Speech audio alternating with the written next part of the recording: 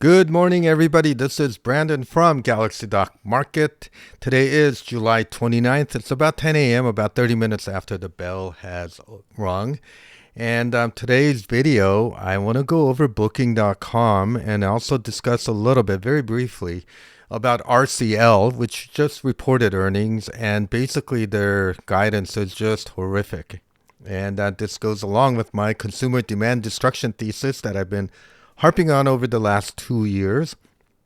And so, without further ado, I want to go into Booking.com and just make some commentaries about RCL and what this means for the overall travel industry. Here's the disclaimer. Pause it, read it. If you agree, please move forward. None of this is intended to be financial advice, but for education and entertainment purposes. All right, follow me at x.com at galaxy.market where my videos get posted. Also on youtube.com if you still follow there. All right, so this is RCL. This is about 30 minutes ago, and it's much lower at the moment.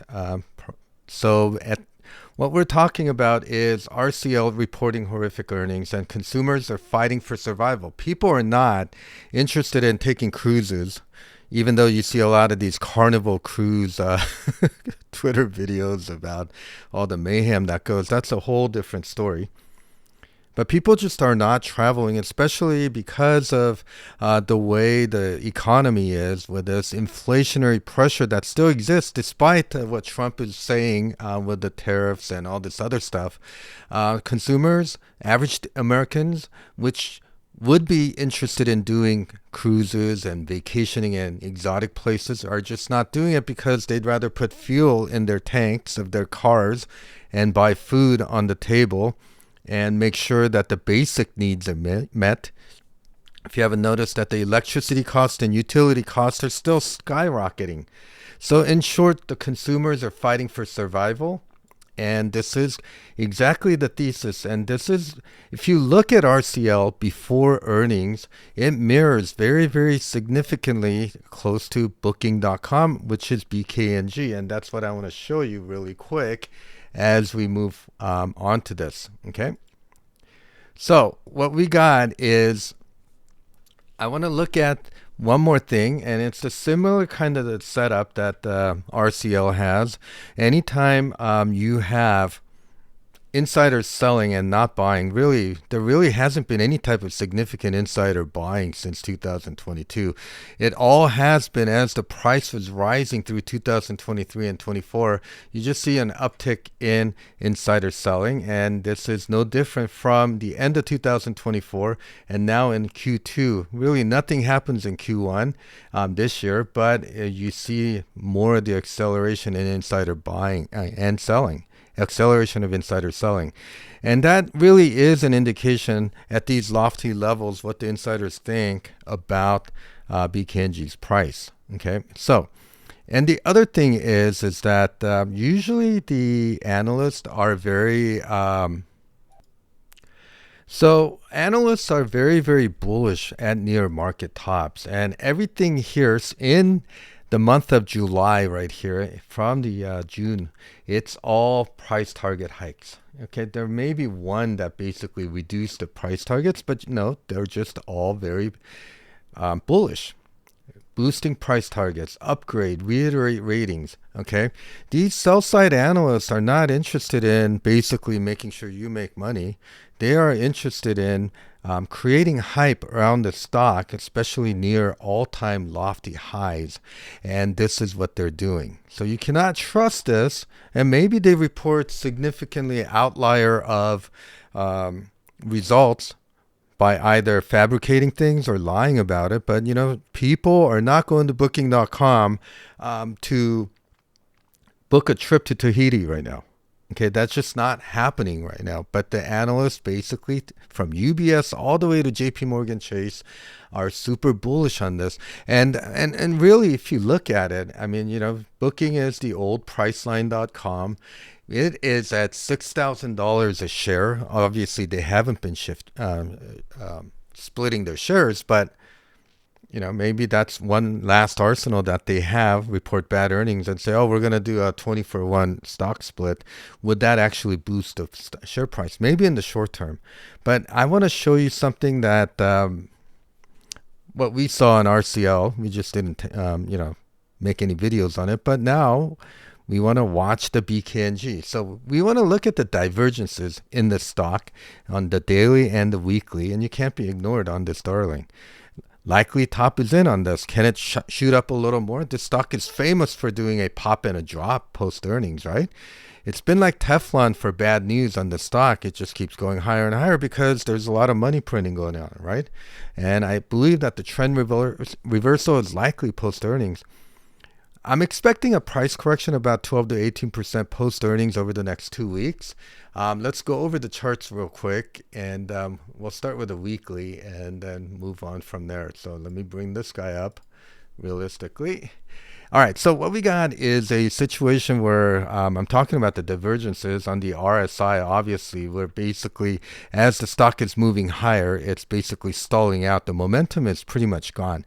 RSI is not an overbought, oversold indicator. Rather, it is telling you as the price has increased, the momentum is decreasing, okay? Which means that, there's some insider selling.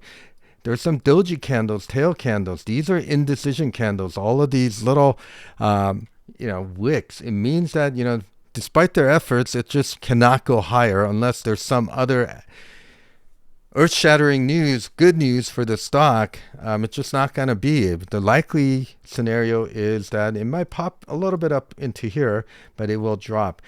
These boxes, pay attention. I'm not going to say much more about it, but those are kind of the areas in which there's a vacuuming price attraction towards. Okay, immediately, I believe that 5210 coinciding with the 20 SMA, which is this red dotted line, that's where it can go. But look at the volume decline, okay? If this thing was very, very bullish, we should see an uptrend in the volume. And over the last 5 or 6 months, the volume has been declining.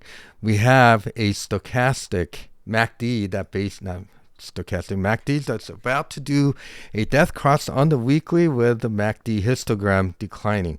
We have the commodity channel index, which is basically a good indicator for a waning price of strength, and basically that's coming down.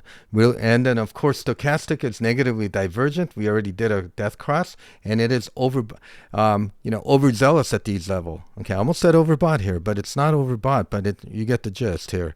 My PPO ADX is ready to form this negative cup formation, which is the divergence that we're looking for. That type of formation is very bearish. There's no doubt that this RCL, BKNG has been super bullish. And here's the accumulation distribution. It's basically now diverging. It means that if it's the top, it's basically hit the top. And then we have a breach of the uptrend in the average true range, which is imminently suggesting a trend change. Now, does that mean after earnings that it can't pop a little higher? No, this stock has been shown to be able to do stuff like that. Okay, and I also mentioned this on my weekend video, so you might want to go check that out. Here is the daily, and the daily is actually more pronounced. Okay, really significant RSI divergences ready to go below the 50.34. This is where the negative price movements will occur if it starts to get below there. We have this long-term trend line that it's been basically acting as support as it pulled back into there. We broke that trend line recently, and if you can see all of these red candles over here into this box, this is kind of the volatility region, and we're looking for either one more pop higher and then breakdown, but the breakdown is coming. Here's the fibs over at this is the 0% retracement, so here's the 100% down into the April 7th low. Okay, here's one thing I will say is that it has consistently broken these bullish macro trend. It made another move to the sideways, and then this bullish move up here, and now we move sideways. But this time around, we have broken down this longer intermediate term trend line, which means a correction is likely post earnings. Okay, now again, I don't advocate anybody front running earnings on this unless you have lots of money. The other thing you want to look at on the daily is this red box here. These are gaps. A lot of times, if the earnings are horrific, it's going to be a suck down into that. It's not going to happen in one day, but this is likely the target if the earnings are bad. And I think it may be because of the consumer demand destruction that I've been talking about. We have our, MACD that is on a downward trend. Histogram is negative. The only thing that gives a pause is it has been, despite the fact that the stock is at all-time highs, the commodity channel index has been weak. Now, you could take it one of two ways. This could mean that basically that the momentum is waning and that there's further downside move into that area, which may be likely post-earnings. And then, of course, we got the stochastics has been negatively divergent. We do have a little bit of a bullish cross. It may pop here and then start coming back down. Stochastic is a more the shorter term movement. Here's the thing. The PPO ADX has been completing this negative cup formation. You look at the accumulation distribution is on a negatively divergent path at all-time highs. And then look at the average true range of the pricing. It's at the bottom level, and we can, if it starts breaking up, that's going to reveal a trend change. So this is kind of what I have. I know earnings are coming up after hours today. Okay. And that's something that you might want to chew on. Again, I'm expecting a price correction on this, but it doesn't mean it can't pop post earnings. But given what RCL is doing, and RCL is a big partner to Booking.com, it's saying that there is consumer demand destruction happening. So thank you so much for watching. Follow me at Galaxy.market. Like us, share us, and of course subscribe on YouTube. And if you want to learn more about working with me, you got to email me at coachbrandon@protonmail.com. Otherwise, thank you so much for listening. Bye-bye.